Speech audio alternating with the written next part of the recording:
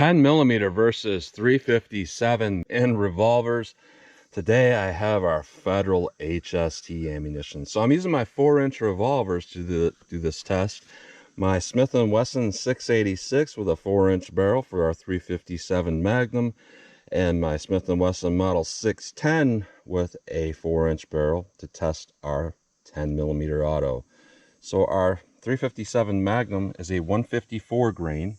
That's the only weight that this particular cartridge comes in, and is rated at 1340 feet per second. Our 10 millimeter is a 200 grain, and again, that's the only weight that this comes in.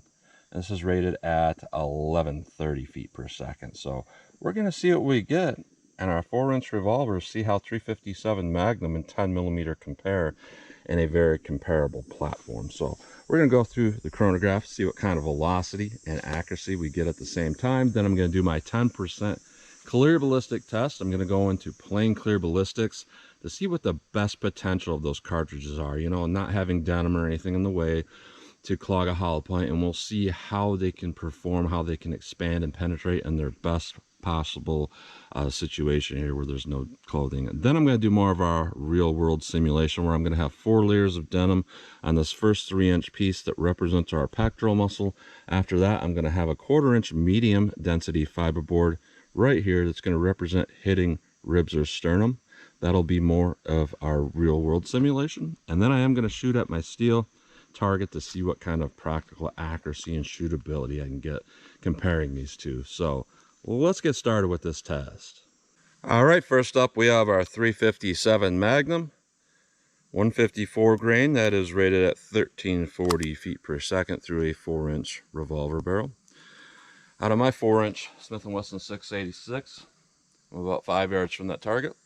Let's see how close we get to that 1340 feet per second rated velocity. 1330, 1275, 1275, 1299, 1274. So it's a little bit below our rated velocity, but that's pretty respectable velocity. Next up we have our 10 millimeter here. We are rated at 1130 feet per second. That is through a 5-inch semi-auto barrel. Now in this revolver we have more or less 5.5 inches of travel, you know, so it's more like a 5.5 inch, but we're going to lose some gas through the cylinder gap. So let's see how close anyways we get to that 1130 feet per second.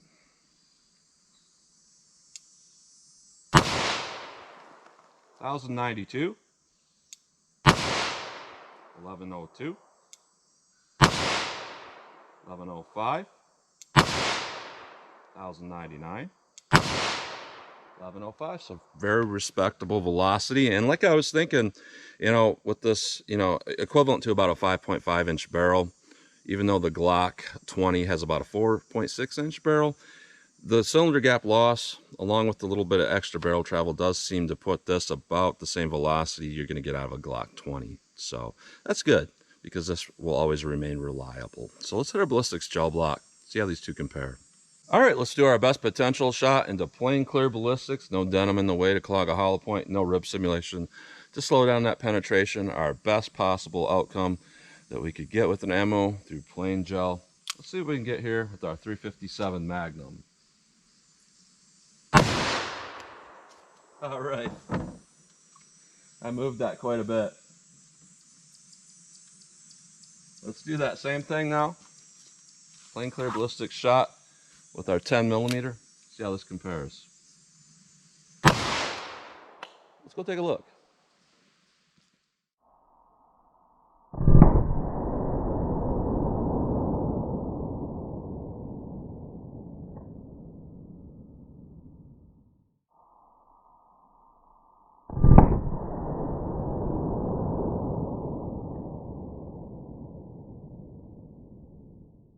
All right, very interesting here. More penetration with our 10 millimeter, but you got to kind of expect that, because even if the sectional density is pretty similar between the two of them, there's still a lot more mass to that 10 millimeter. And both of these look like they have very similar damage paths and very similar expansion. So on our first 3 inches here, our 357 mag on the bottom, our 10 millimeter on top. Very difficult to really be able to tell the difference there. You know, maybe slightly wider at a certain point with the 10 millimeter, but it's not significantly different. And the path is going through the rest of the gel block.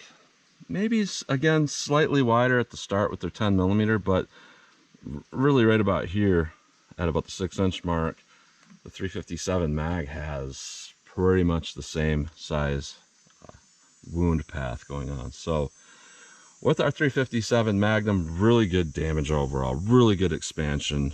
We are at 15.5 inches. I know that looks like the bullet's going further away from my finger this way than where my finger's at, but that's from camera parallax. We're at 15.5 inches. Perfect penetration in my opinion here.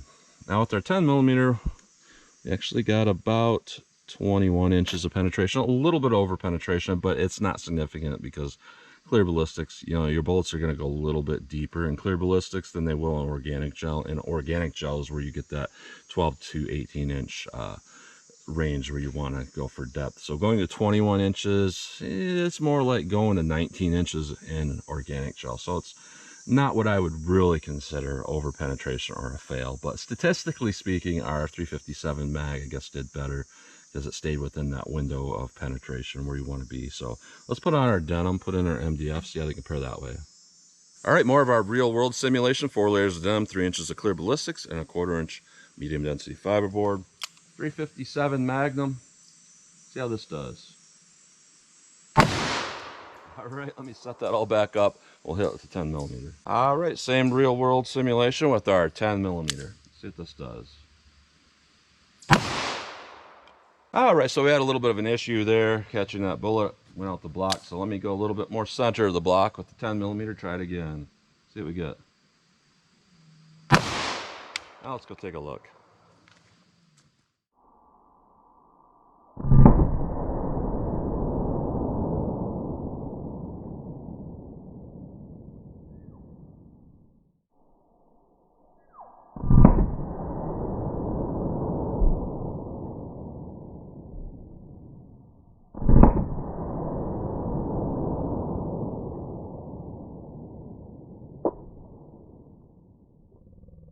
All right, so I did have the presence of mind when I came out here today to bring a couple pieces of MDF because I sometimes expect that powerful cartridges are going to give it some problems and we might get busted pieces, and that's what happened here. Here's our 357 Magnum on the bottom, our 10 millimeter on top. Both had full expansion, but when that 10 millimeter hit, it busted it apart. So on that first 10 millimeter, so I put up a new piece for our second 10 millimeter. Again, these are both expanding fully after going through denim in the first 3 inches. So really good to fully expand and still, you know, be able to penetrate very far. And that's the advantage of having a lot of energy here. So our 357 Magnum did fantastic, full expansion.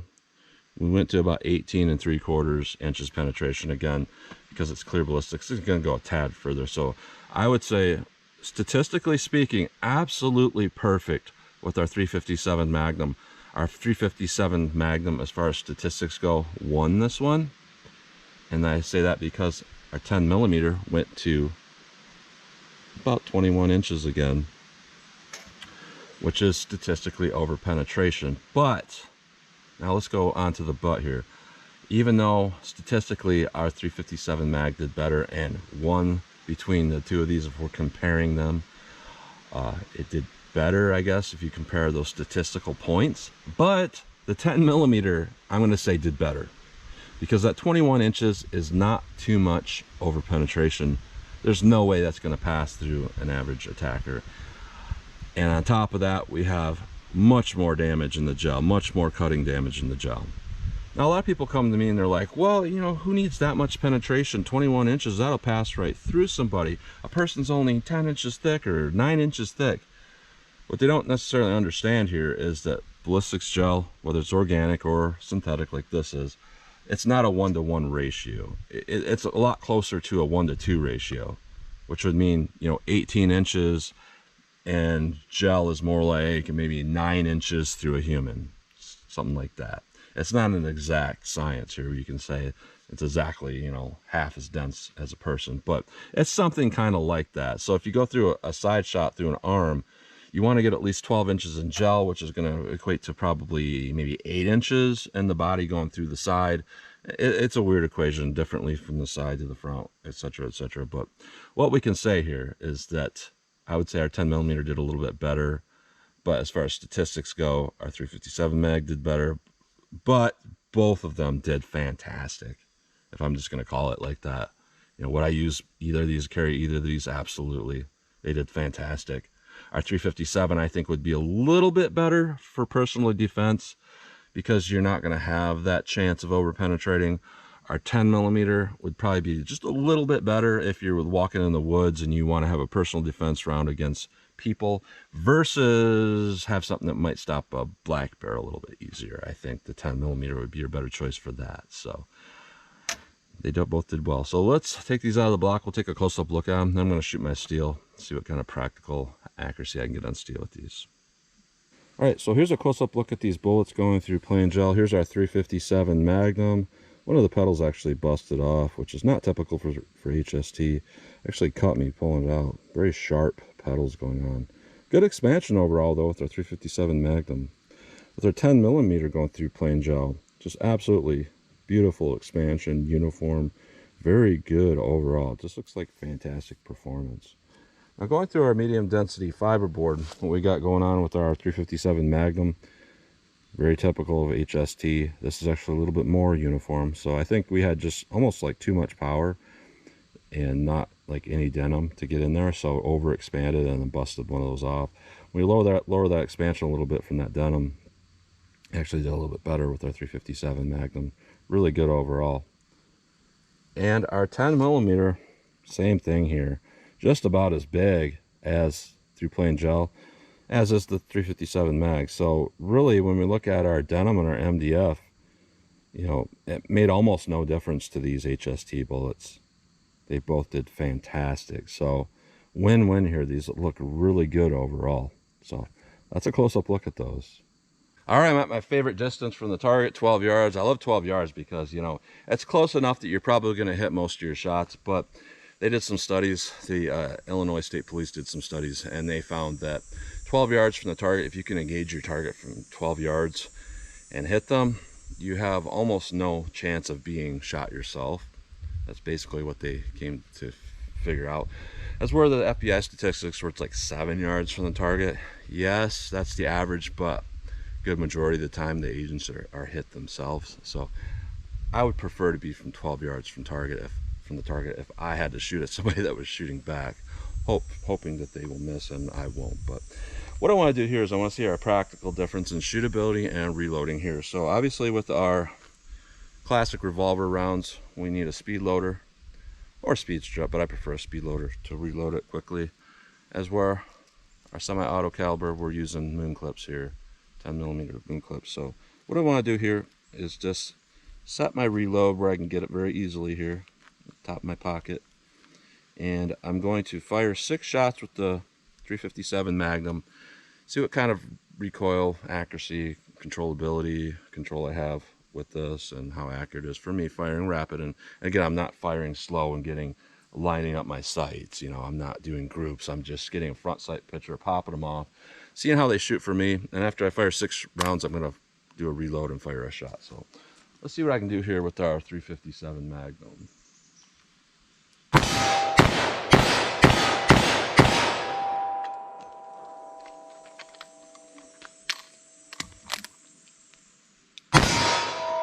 did pull that one. I think I missed one when I was firing those 6, and then I did pull that one to the right. I saw my sight do that.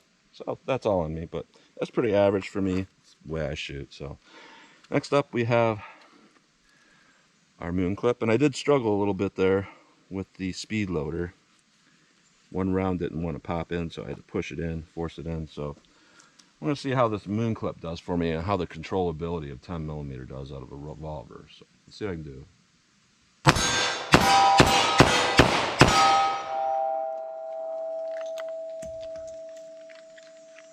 And I'm struggling here with these moon clips. All right, so relatively comparable. Now, I'm not an expert at moon clips, and I know somebody that does this all the time is going to be like, you were shoving them in, you should have just let them fall. I know that, but at the moment I was doing that, I didn't think about it. I'm just so used to using a speed loader and trying to shove them in. So for me, the moon clip was a little bit problematic, and I think I did a little bit better with the 357 Magnum. But both times, for whatever reason, you know, just getting that front sight picture, I missed one of those initial six rounds. I was like, just kind of like letting it fall back down, just pulling the trigger as soon as I saw that front sight come back down, and I did miss one with both of those. So interesting. I would say that means they're both pretty comparable.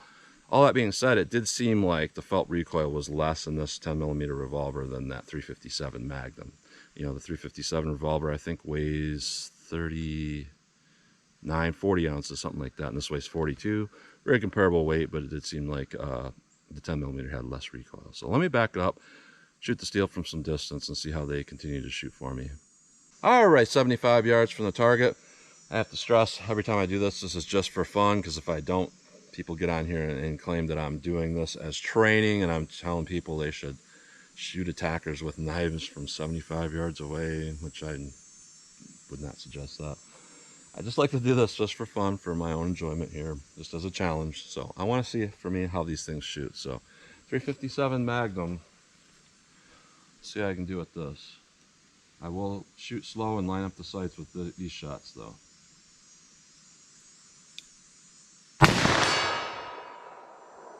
First shot kind of surprised me. What I mean is the trigger broke before I expected it. Sometimes that happens when I haven't shot my revolvers in a while, so that one did impact kind of high.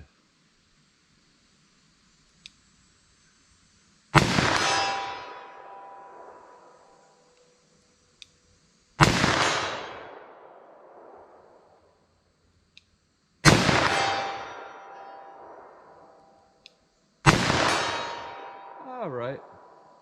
Can't really see my impacts too much. They are kind of all over that steel, but I mean, it is 225 feet away, so I can't really expect a super tight group from a handgun from that far away. 10mm, I got 5 shots of this left. Let's see how this stuff does for me.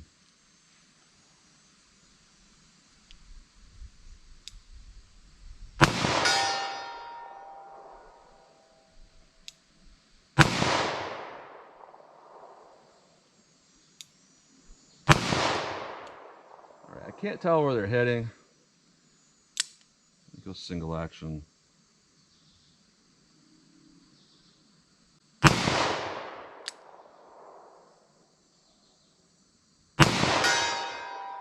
Alright. I can't exactly see where those impacts are. I want to say they're probably shooting high, and maybe I shot over the target. Sometimes I see that with revolvers with auto cartridges. They seem to just kind of shoot a little bit high for me. So that 357 Magnum, I'm used to that revolver. I've been shooting that for the past 7 years. It's a fantastic revolver. This actually has a better trigger than that 686. These are all empties. These are all empties. 686. It's a pretty hard trigger pull. It's probably in the vicinity of, I don't know, 13 pounds if I had to guess. And our 10mm here, that'll be a couple pounds less and a little bit smoother. Just a little bit smoother, even though it's new. So, looking at this though, 10mm versus 357 Magnum and big revolvers. Now, looking at this ammo, this doesn't really tell the whole story here, because this is a relatively weak 10mm cartridge, but being that it has a certain amount of energy, once you get to a certain amount of energy, generally hollow points are going to do what they want. And if you add more energy to it, it doesn't necessarily make it better and better and better. And that's kind of what we're seeing here. With the energy this is putting out, it's just enough to perform really good, expand a hollow point, and penetrate very deeply. With our 357 mag, I believe it had more energy. And you kind of need that if you want to get enough penetration, because your bullet is lighter, you have a little bit less momentum, so you need pure energy to push it a little bit further. So in a lot of respects, the 10mm, having a cartridge that, that's relatively as effective as the 10mm, or relatively as powerful, is a little bit more efficient, because you're losing a little bit less powder You know, a 357 Magnum out of a carbine is literally twice as powerful as it is out of this 4-inch barrel. So you're losing like half the potential of that cartridge, but you're still dealing with all the recoil. Well, something like a 10 millimeter, you can pretty much match the energy or come close to it with a lighter load, but it's a different powder. You're burning it more efficiently, so you're gonna get less felt recoil. So between the two of these, as just a personal defense revolver cartridge, you know, there's nothing wrong with the 357 Magnum, and it did better, and it won this competition, if we want to call it a competition. I don't like, I hate that term, but a lot of people want to refer it to as a competition because they want to select what's the better revolver for me. I don't have one yet. Should I get this one or that one? So they want to see it head to head and see which one did better. So if we compare this competition here, our 357 Magnum statistically did better, but this did just about as good with less felt recoil. So yeah, it's kind of a wash here. Both of these did really well. I will say this though, a lot of people are saying, I don't see the point of something like this, that's stupid. But honestly, you can shoot a lot of rounds through this that are very potent, that don't have a lot of recoil, and you can go up to cartridges like Underwood and Buffalo Bore that are certainly going to be more powerful than 357 mag out of a handgun. So I can see the advantages there, I really can. So both did really well. I love HST ammo. In fact, my daily carry, 327 Federal Magnum. What do we got in there?